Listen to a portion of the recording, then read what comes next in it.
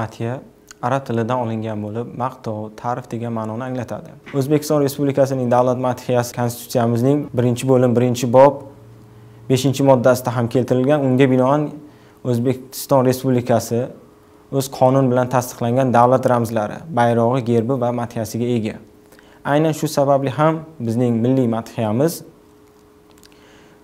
undagi so'zlar xalqimizning, yurtimizning, davlatimizning urf-odatlari, an'analari, milliyligidan kelib chiqqan holatda ularni ta'riflashga xizmat qiladi.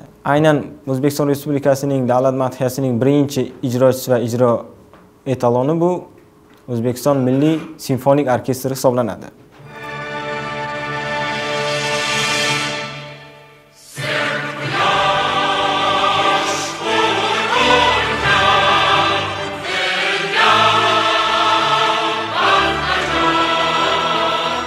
O'zbekiston Respublikasining davlat madhiyasi 2006-yilda o'sha qonun bilan belgilangan holatda davlat tadbirlari, radio, televideniya va shu bilan bir qatorda 4 xil uslubda ijro etilishi belgilanib qo'yildi. Bular jiddiy, oddiy, yoshlarbob va 4-inchisi bu matnsiz. Aynan shu sababli ham bizni davlat madhiyamizni ijrosiga nazar soladigan bo'lsak, uning so'zlaridagi va uning musiqasidagi uyg'unlik bir-biriga hamohang hisoblanadi.